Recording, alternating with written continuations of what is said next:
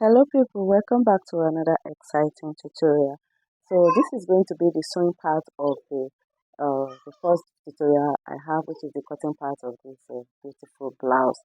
So here we are going to be joining all the pieces together. So we are ready to couple them. Yes, couple them together. Okay, so what I did is I have ironed out my interfacing on it. I'm using an ST for this, so I don't want to use a breast pad, but if you want, you can go ahead and use breast pad for yours. So I think I'm always comfortable with my ST. So after ironing this down, the next thing I'll do is I'll start with the front part. So I'm going to be joining it together like this. So you join the center part of the front, center panel, and the side together. So this is how you'll be joining it. Make sure you place it like this and you start joining from the down part all the way to the upper part.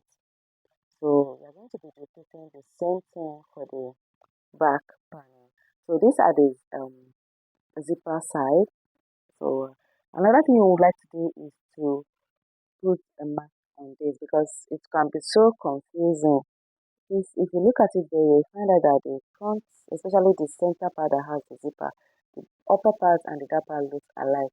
So you might want to just put some sign like a knot or arrow to indicate the upper part and the down part. So the next thing I did is to go ahead and iron out using my press hand. Iron it out, open up the seam properly. You can use your water to do this. So you iron it out, notch it very well, especially the cup side. You need your press arm to just iron this out to give you this fine, ball effect at that edge there. So you need to do this properly for your dress to come out neat and fine. So go ahead and iron this. Another thing I like to do is to cover my breast open, especially that part so that after sewing it, it will not close back. So sometimes the iron it might tend to close, but you cover it up with your ST or any gummy material that can just hold that place. So give it a good press and after ironing it out like this from the inside, at this front part I also do this and repeated the same thing for the lining part. So this is what the front part is looking like after ironing it out. So what I will do next is I am ready to cut the shape. So this is the back part. The first thing I will do is to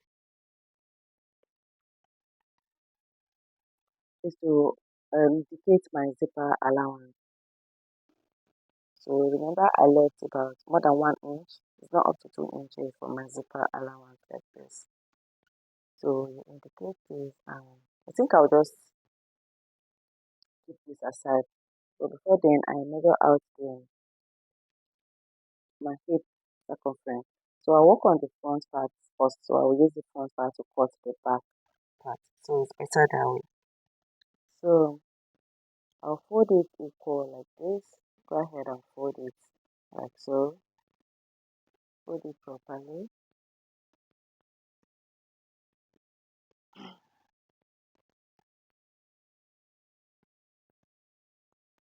So after folding it, you will go up at the center part. Go up by let's say 4 inches or 3.5. You can do less. But I went up by 4 inches. So I would love to do 3.5.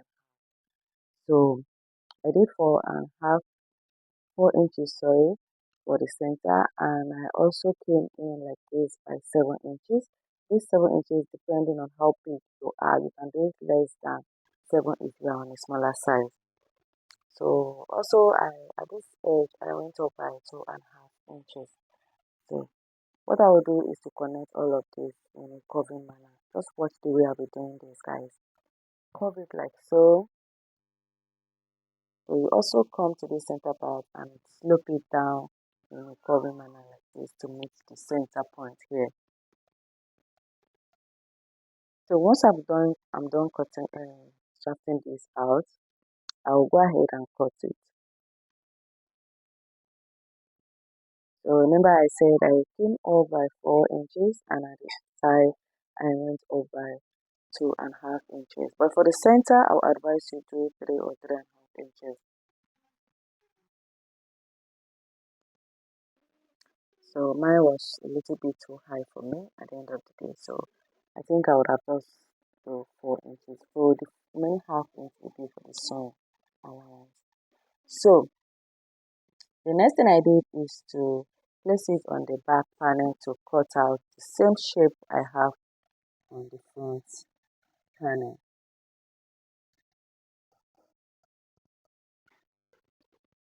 So arrange it well, and remember you have your zipper allowance at that point. So you're just going to follow that shape like so and cut it out.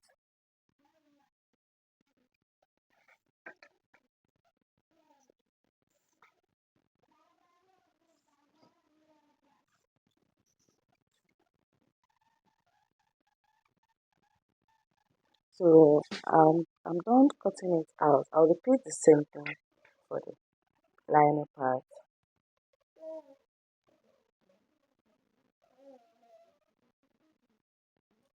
So I'm going to be repeating the same thing for my lining. So this is the lining part for the front.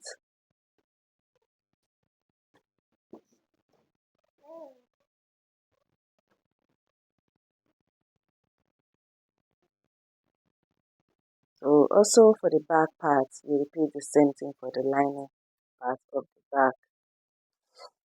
So guys, if you have found this helpful in any way, please don't forget to subscribe, hit on this notification bell so you'll be notified whenever we upload a new video. Please like, share, and comment. Thank you. So I went ahead to work on the sleeve. So remember when we are cutting, I folded it into two.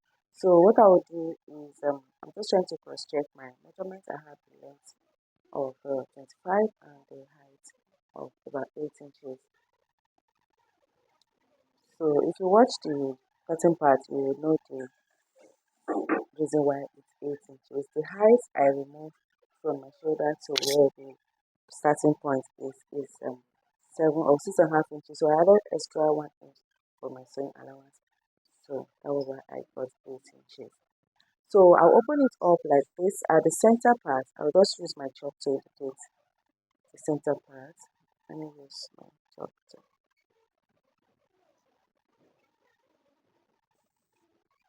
So I hope you can see it very well this time. So use my chalk to indicate the center part like so. So I'll then use my elastic to sew it down like this. So I'll use my elastic to sew it down to draw like a gather like so at the center part. So this part I have the elastic will be on my shoulder. So after doing this, I fold my fabric into two equal parts, and from the center I'll start pleating it like this because I want it to have like a V neck at the end of the day. So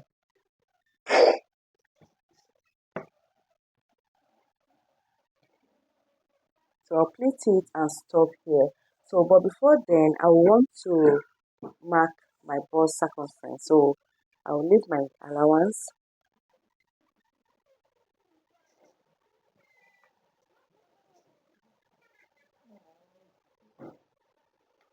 So I measure out my sewing allowance, and from there I'll pleat all the way from the center to where my sewing allowance is.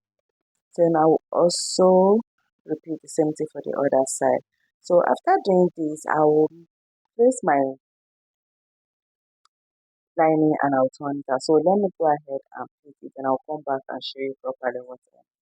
So I am done sewing it down. I have pleated it, and this is what I have. So the next thing I did is to top stitch on it and give it a good press. So after you have done this, you want to turn it like this. You bring in the hand so that you will not sew on it. Then you finish up the down part like this. So I am done sewing on the down part, notch it and flip it out like this. So I think I will just go ahead and attach the back part before I iron the two of them together. So I'll place the back parts like so, and also pick the other parts of the back of the sleeve. Sorry guys. So I also mark out my sewing allowance and my zipper allowance. From there, I will pleat it like so all the way to the other edge, and I will repeat the same thing for the other side and turn it out with my lining. So just the way I did for the front part, I'll repeat the same thing and I'll flip it out like this. I also top stitch on it. So I top stitch on it like this. So I'm going to be sewing on the zipper side like this. I'll sew on the zipper side. So after that, I'll just give it a good press.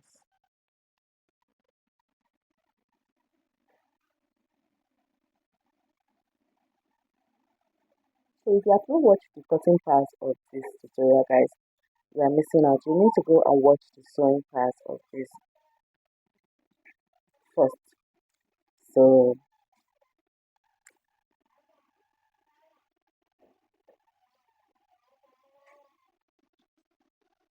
I'll give it a good press and I'll attach my zipper.